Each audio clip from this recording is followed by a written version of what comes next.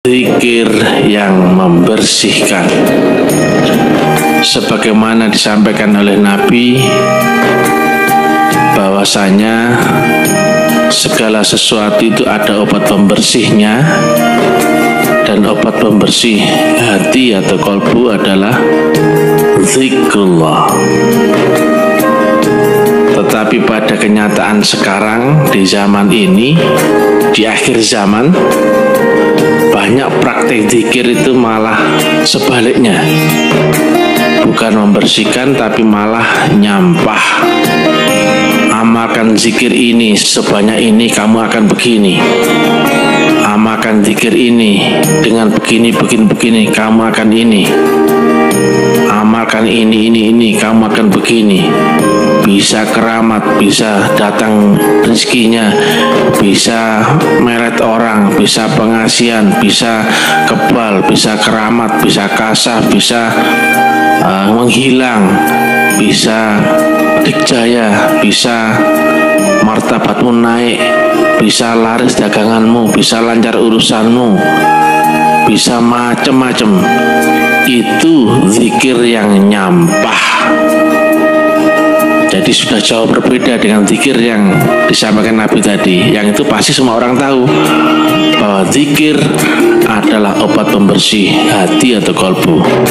Tapi kenyataannya sekarang lebih banyak orang yang berzikir memakai gelombang infra. Makanya diisilah manusia itu dengan harap, keinginan, khayal, kepentingan, ini, itu. Yang itu maunya orang itu sifatnya instan. Tidak kenal Allah, tidak belajar mengenal Allah, tapi maunya untuk kaya, kebal, laris, lancar, derajat, kemudian sakti, bisa ngobati orang, bisa nerawang, bisa terbang, bisa ini. Itu jelas zikir yang menjauhi Allah Ta'ala. Itu turun gelombang. Makanya jangan kaget ada praktek pesugihan, oh instan, ngepet instan, oh kaya, oh bisa kaya itu. Melet pun demikian, aji pelet, semar mesem, jaran goyang dan sebagainya. Itu bisa memengaruhi orang itu. Karena apa? Lewat gelombang jin. Oh bisa. Penglaris pun demikian, daganganmu bisa laris itu. Karena apa? Ada campur tangan jin situ. Dan engkau malah menjauh daripada Allah Ta'ala. Dan semakin engkau ketergantungan, maka engkau setelah matimu pasti turun gelombang di dimensi orang yang membantumu itu. Kalau yang membantumu jin, ya akan turun di dalam kelahiranmu di alam jin. Kalau engkau nafsumu yang condong, dominan, maka engkau pun akan dilahirkan menjadi binatang. Engkau nggak tambah mendekat ke hadirat Allah Ta'ala, tapi malah turun gelombang. Itu yang kami maksud dengan zikir tetapi pakai gelombang infra. Walaupun zikirnya disebut-sebut sih bagus, ada puasanya, ada menyebut-nyebut nama Allah atau la ilaha illallah, atau membaca kalimat thayyibah atau apa. Tapi prakteknya dengan gelombang infra, maunya pun mau instan. Jika metafisik yang dikontrol oleh akal, berarti itu metafisik di bawah akal. Jika metafisiknya bisa dipesan oleh akal untuk ini, itu pasti metafisik infra. Karena metafisiknya berarti metafisik di bawah akal, maka bisa dipesan akal. Contohnya begini, amalkan ya zikir ini, kaf ha ya ansot, sambil pukul-pukul kepala tanganmu ke lantai, nanti engkau punya pukulan jarak jauh. Nah itu, amalkan ini. Summum bukmun umyun fahum la yarji'un fahum la yubsirun, sambil bayangkan wajah lawanmu, tumbang dia. Itu amalkan ini sambil lihat matahari terbit setiap pagi selama 40 hari, rizkimu akan bertambah. Itu amalkan ini sambil puasa mutih, nanti akan ini itu. Hampir praktek metafisik sekarang adalah metafisik infra. Orangnya nggak kenal Allah, masa kau berharap itu yang datang malaikatnya? Nggak mungkin lah. Kenal Allah aja enggak kok. Ibarat kalau misalkan engkau kirim surat nggak tahu alamatnya, ya pasti nggak sampai lah kepada alamatnya kau tuju. Tahu-tahu ada balasan suratmu, kira-kira dari mana balasannya? Ya pasti bukan dari Allah, karena suratmu aja nggak sampai, gelombangmu nggak sampai, caranya nggak tahu, gurunya nggak tahu. Tahu-tahu suratmu berbalas, kau dapat keramat, kau bisa mengobat, kau bisa sembuh dari penyakitmu, kau dapatkan melet orang, kemudian kau bisa ini, bisa itu, bisa ini, bisa itu. Yang itu ternyata kau dapatkan dari gelombang infra. Yang menyusup dalam gelombangmu itu ya gelombang jin, gelombang siluman, gelombang ini nafsu dan sebagainya. Maka biasanya ini orangnya itu makin nyampah di dalam kalbunya, makin kuat kepentingannya, makin kuat harapannya, makin kuat egonya, makin kuat keakuannya, makin kuat ini itu, maka nafsunya makin kuat. Padahal mestinya zikir yang tadi kata Nabi, zikir yang membersihkan atau tazkiyatun nafs, mestinya membombardir hijab yang membungkus kolbumu sehingga bersih, sehingga engkau kembali bisa mengenal Allah. Manusia yang tidak kenal Allah kan intinya karena terhijab. Padahal saat bayi lahir itu masih kenal Allah. Tapi seiringnya waktu, setiap kesalahan kata Nabi meninggalkan titik hitam di dalam kolbunya, sehingga saking banyaknya kesalahan sehingga kolbunya tertutup hijab. Akhirnya tidak ada celah lagi kolbumu untuk bisa mengenal Allah. Intinya gitu. Dan itu kata Nabi loh ya.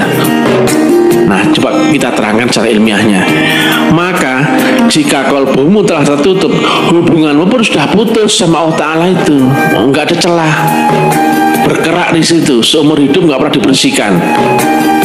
Maka ada zikir yang lain yang beda dengan yang tadi yang kami sebut-sebut itu. Ada zikir yang dari gelombang ultra. Tadi kan infra. Nah, kalau ultra dimensinya lebih tinggi daripada akal. Kalau tadi infra itu dimensi lebih rendah daripada akal, maka bisa dipesan akal.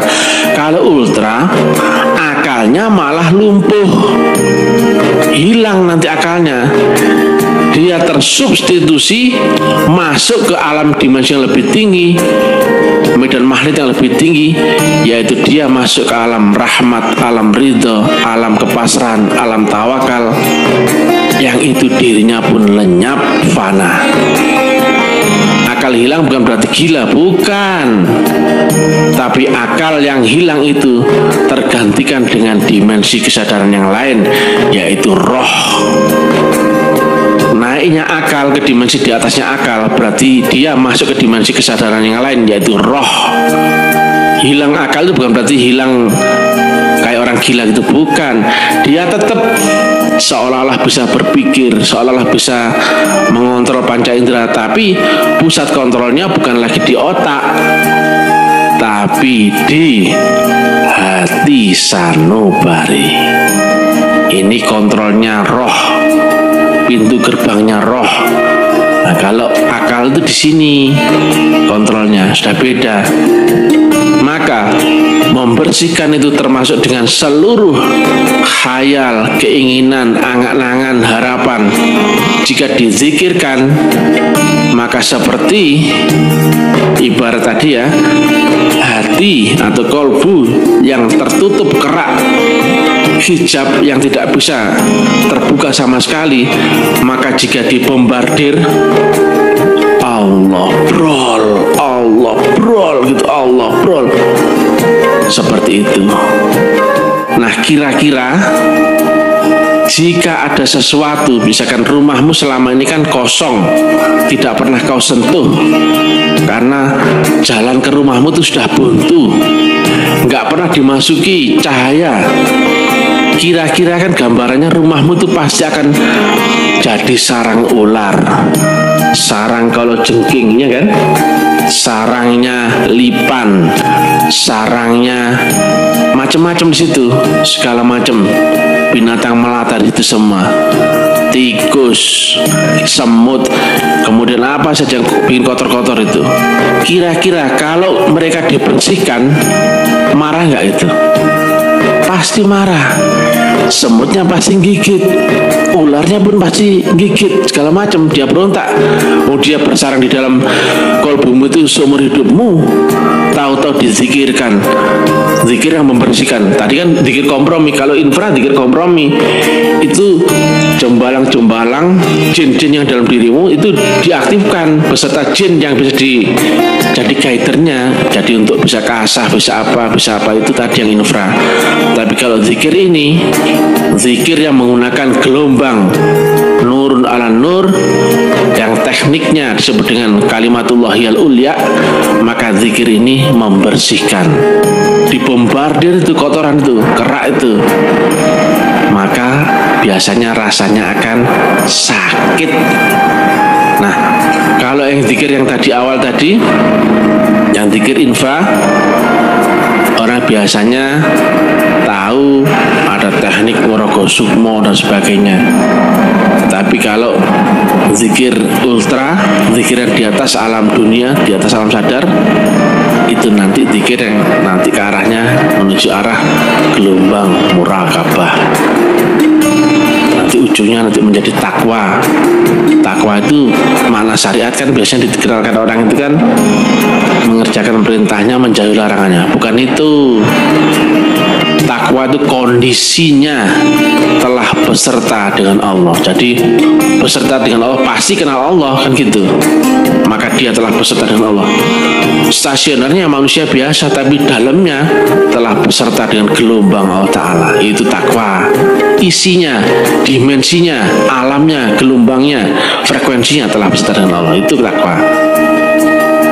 Zikir yang membersihkan ibarat kain kalau dibersihkan, nah gak tahulah sendiri, kain itu direndam air dicampur rinso misalkan, panas gak itu?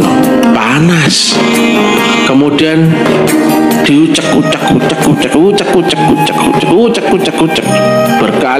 berkali-kali dibuanglah nodanya itu.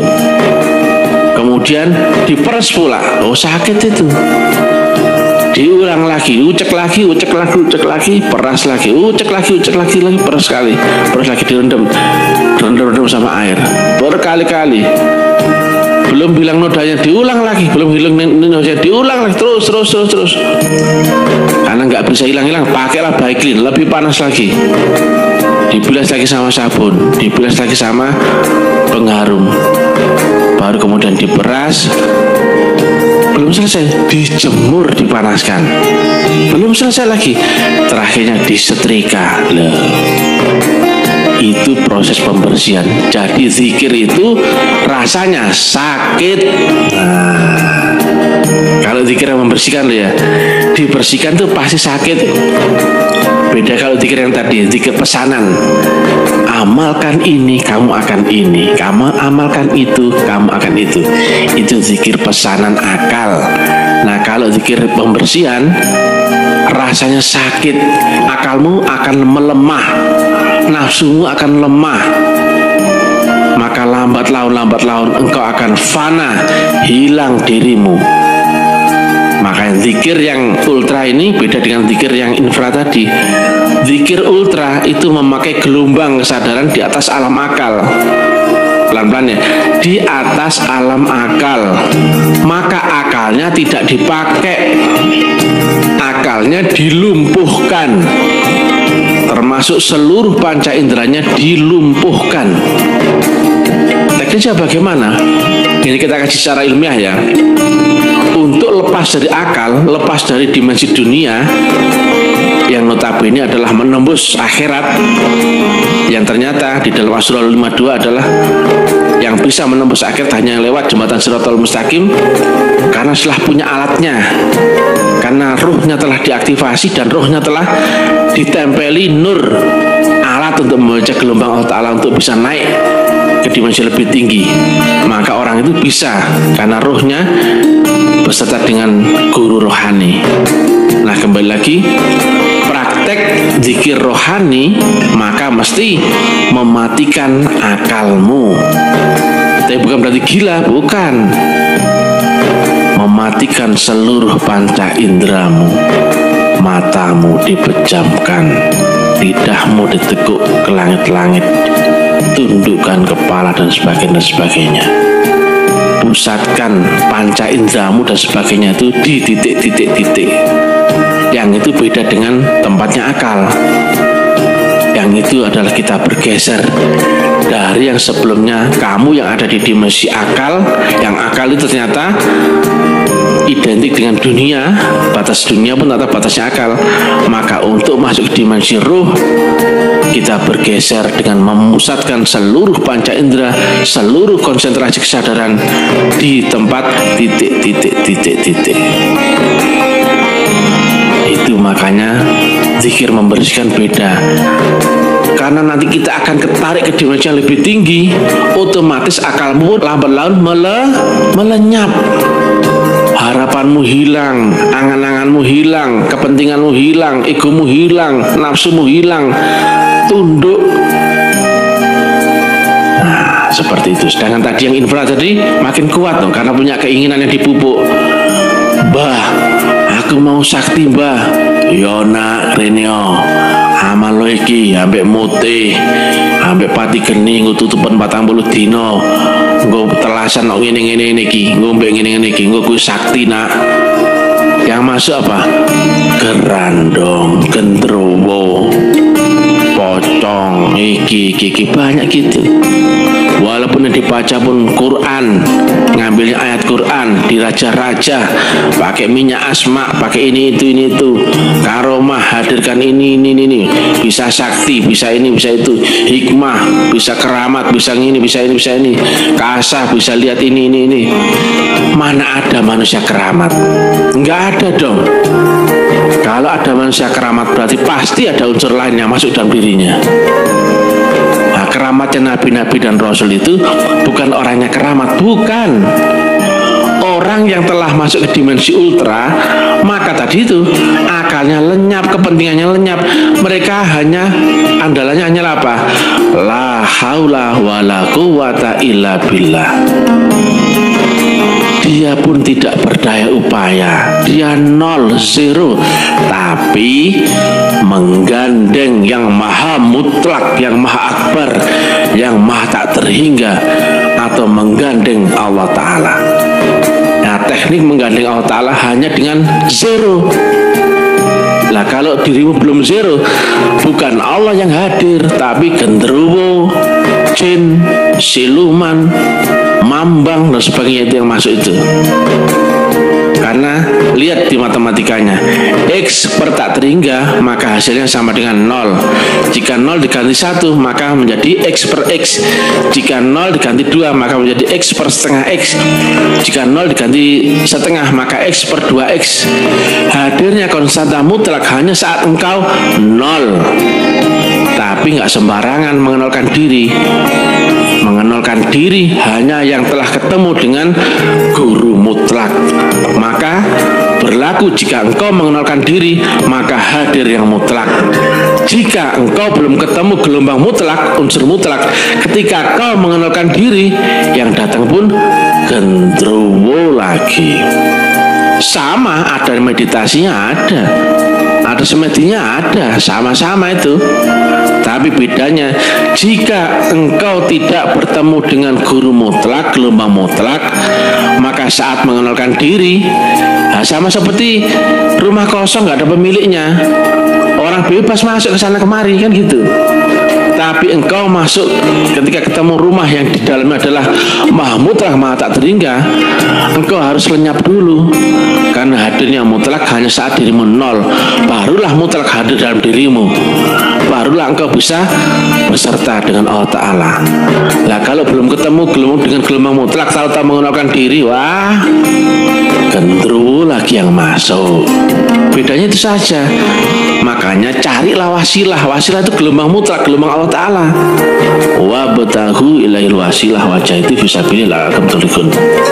Nah, kembali lagi, zikir yang membersihkan artinya zikir yang menarik dimensimu naik ke dimensi lebih tinggi, lebih tinggi, lebih tinggi, lebih tinggi lagi.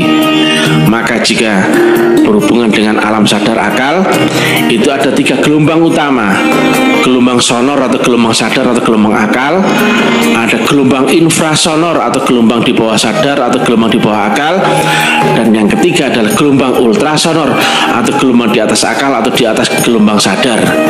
Yang untuk menuju Allah itu harusnya yang naik tadi, yang ultra, yang itu sudah di atas akal, maka bukan lagi pakai akal.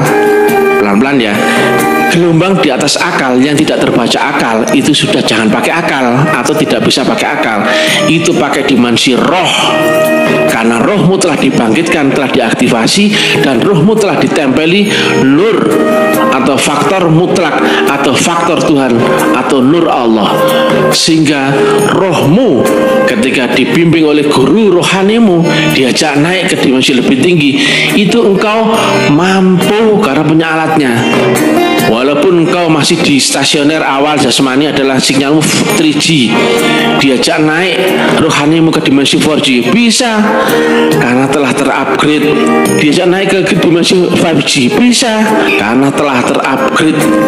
Diajak naik ke dimensi 5G, 6G, 7G, 8G, 9G, bisa karena di dimensi rohmu yang telah diaktifkan telah ditempeli unsur limit tak terhingga.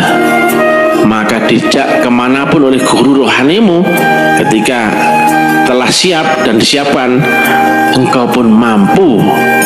Maka itulah yang disebut dengan mi'raj. Mi'raj itu masih naik gelombang, bukan ceritanya. Jadi naik gelombang dari dimensi dunia, naik ke dimensi alam kubur, naik ke dimensi alam barzah dan sebagainya, sampai ke dimensi alam robbani atau alam metafisik paling tinggi, yaitu alam ketuhanan, yang kata Nabi Isa disebut kerajaan Allah. Kalau Nabi sebut ars. Jangan percaya orang yang punya keyakinan, oh itu kan ada di mana-mana. Iya benar. Ngapain Allah dicari? Oh Allah itu tidak menempati ruang dan waktu dan sebagainya. Tapi mereka nggak pernah bisa ketemu, ya sama aja dong. Tapi mereka nggak bisa membuktikan. Nah, itu cerita dong. Logikanya Allah tetap di alam mutlak yang tak terhingga, di akhirat yang maha rahasia yang tertinggi, yang sampai ke seluruh dimensi adalah gelombangnya. Karena logikanya jika Allah ada di dunia ini, maka seluruh dunia ini akan lembut, hancur, luluh, karena relatif tidak akan pernah bisa berhampiran dengan mutlak. X tak terhingga maka nol hasilnya. Maka tidak ada satupun makhluk nanti yang akan bisa berhampiran dengan Allah, kecuali yang bisa berhampiran dengan Allah adalah nurnya sendiri. Tidak ada yang bisa sampai ke hadirat Allah Ta'ala, tidak ada. Biar Nabi, biar Rasul sekalipun tidak bisa, kecuali yang beserta dengan nurun ala nur. Karena yang sampai kepada Allah adalah nurnya sendiri. Maka siapapun itu orangnya, biar Nabi, biar Rasul, biar wali, biar ulama, biar para aulia, mesti beserta dengan nurnya, adaptasi dengan nurnya, membaur dengan nurnya, berubah menjadi nurnya. Maka yang telah berubah menjadi nurnya, nurnya lah yang sampai kepada Allah Ta'ala. Itu mutlak. Jangan bayangkan manusia yang badan kasarmu itu yang sampai kepada Allah, nggak mungkin. Ruh pun berlapis-lapis. Yang kata Nabi, di atas dunia ada 7 lapis langit. Maka demikianlah hati manusia yang untuk dibersihkan itu mesti memakai metodologi khusus, yaitu tarikatullah, yang zikirnya membersihkan, yang dalam istilah tasawuf disebut takhalli, dibersihkan. Kemudian nanti ketemu tahalli, di format ulang. kemudian ketemu tajalli, dipakai, artinya digunakan oleh Allah untuk misinya Allah. Itu saja, seperti flash disk gitu loh. Flash disk pertama akan dibersihkan dulu, kemudian diformat ulang, kemudian diisi oleh aplikasi. Gitu saja. Engkau pun begitu, karena kotornya sudah parah, engkau pun akan dibersihkan dulu dari kotorannya itu. Kemudian diisilah gelombang nur sampai akan mewujud menjadi alam kenyataan yang terang benderang. Qurannya hidup. Quran itu nanti akan menjadi 3 fungsi utama, yaitu menjadi hudal linnas, petunjuk pada manusia, wal furqan, pembeda antara hak dan batal, yang benar dan salah. Yang itu bukan lagi manusia yang membenarkan atau menyalahkan, tapi dari Allah sendiri. Ini benar, ini salah, ini tidak baik, ini palsu, ini dusta, ini semua dari Allah Ta'ala sendiri yang memberikan pengetahuan kepada manusia. Yang ketiga adalah penerang dan menjelas. Hidupmu akan terang benderang, karena ibarat engkau yang sebelumnya gelap gulita, ketika ketemu cahaya matahari engkau akan diteranginya. Maka langkahmu pasti, hidupmu pasti, arahmu pasti, tujuanmu pasti. Tidak gelambiar, tidak mengandalkan angan-angan, tidak mengandalkan kepercayaanmu yang tidak pernah dibuktikan, tidak berdasar keyakinanmu yang tidak pernah bisa kau buktikan konkret. Jadi karena hatimu, kolbumu telah dibersihkan, maka engkau bisa kembali mengenal Allah, yang Allah ternyata ada di dalam lapisan kolbumu sendiri, yang ada di dimensi paling tinggi. Yang di balik dirimu, di balik kolbumu adalah roh, sedangkan Allah adalah sang maha ruh. Maka ruhmu bisa naik pada puncak tertinggi ruh itu sendiri, yang ternyata puncaknya ruh adalah maha ruh, ternyata adalah Allah sendiri. Ternyata lapisan langit dimensional itu ada di dalam dirimu sendiri. Mi'raj itu ternyata di dalam dirimu sendiri. Rahasia itu ada di dalam dirimu sendiri. Allah itu pun ada di dalam dirimu sendiri. Kau tidak akan pernah bisa menjadi Allah di luar dirimu makrokosmos. Engkau hanya bisa mencari Allah ketika telah mengetuk pintu hatimu. Tapi engkau tidak akan pernah bisa mengetuk pintu hatimu yang tertutup, kecuali temukan dulu seorang guru mursyid yang bisa membukakan hijab akan dirimu, karena dia adalah khalifah Allah dan Rasul, yang sesungguhnya yang membukakan hijabmu adalah Allah Ta'ala sendiri melalui syafaat daripada guru rohani. Maka perjalananmu selanjutnya adalah menyingkap rahasia dirimu sendiri. Man arafa nafsah faqad arafa rabbah. Yang mengenal dirinya, dia akan mengenal Allah Tuhannya. Maka dia akan ketemu alam mikrokosmos, alam di dalam dirinya. Semesta raya telah ada di dalam dirinya. Dia tidak lagi terpengaruh dengan apa yang kau lihat, kau dengar, kau cium, raba dan rasakan. Dia menjaga kiblat di dalam kolbunya. Bermula kolbu seorang mukmin itu Baitullah. Kemudian di mana kau memandang, disitulah wajah Allah. Fa aina matuwalu fasama wajhullah.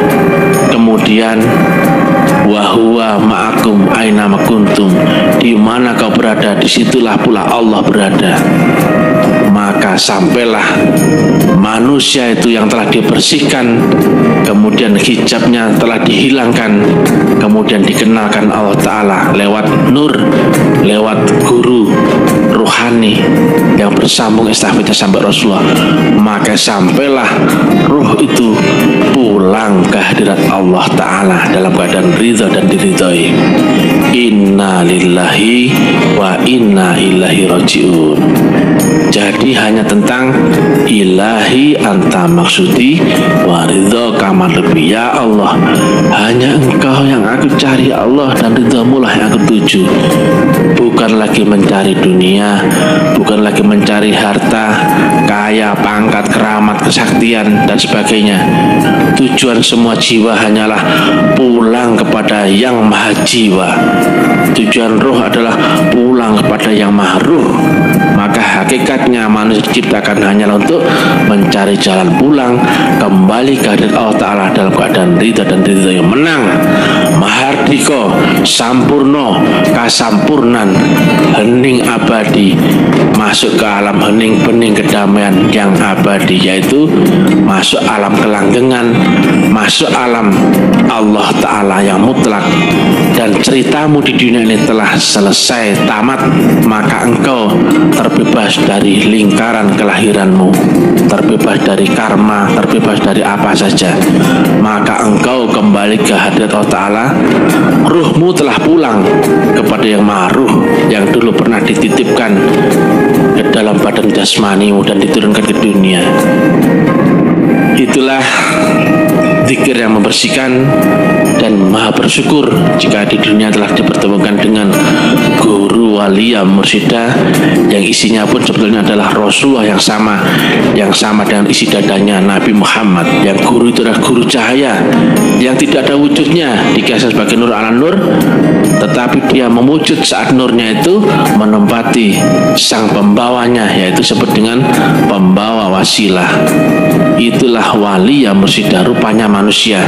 Yang dibalik adalah mursyid, yang dibalik jasmani orang itu ada rohaninya, dibalik rohaninya itu adalah nurun ala nur. Dia mendapat amanah estafet membawa gelombang Allah ke dunia, yang itu adalah sebagai jalan seluruh umat manusia untuk bisa pulang, mesti lewat itu, mesti lewat gelombang itu, mesti lewat wasilah itu. Lihat di Al-Maidah 35, wabtaghu ilahil wasilah, carilah jalan. Nah, berarti apa? Carilah itu perintah, jalan itu berarti kalau nggak ketemu jalannya kamu nggak pernah bisa pulang. Nah, itulah. Mudah-mudahan manfaat. Salam taklim marifat. Jangan lupa bedakan antara zikir yang mengotori dirimu dan zikir yang membersihkan. Jangan mau ditipu dengan khotam-khotam yang busuk-busuk itu nyampah.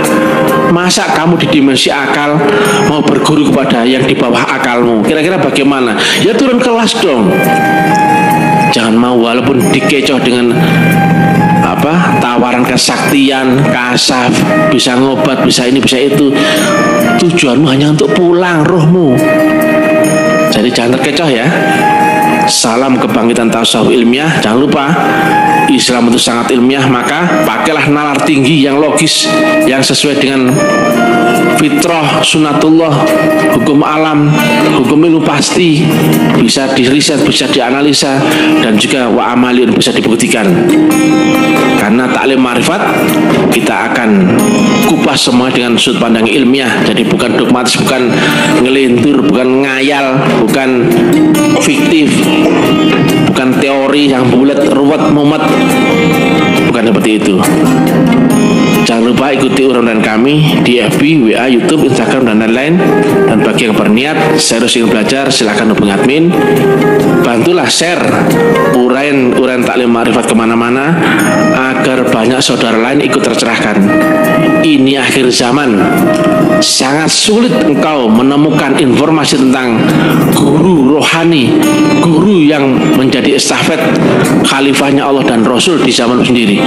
Engkau akan sulit menemukan orang yang menceritakan agama yang benar, yang hak, yang turun dari sisi Allah Ta'ala. Kita akan makin ketemu banyak orang yang menceritakan agama tapi iman gak sampai kerongkongan, cuman di mulut, cuman cerita, cuman lip sync. Maka kami cukupkan ilahi anta maksudi waridho kamadubi. Wassalamualaikum warahmatullahi wabarakatuh. Salam rahayu, salam rahayu, salam persaudaraan untuk seluruh agama, seluruh golongan, seluruh aliran. Karena Islam adalah rahmatan lil alamin, rahmat buat semuanya, rahmat buat semesta, bukan hanya kepada golongan atau aliran tertentu. Assalamualaikum.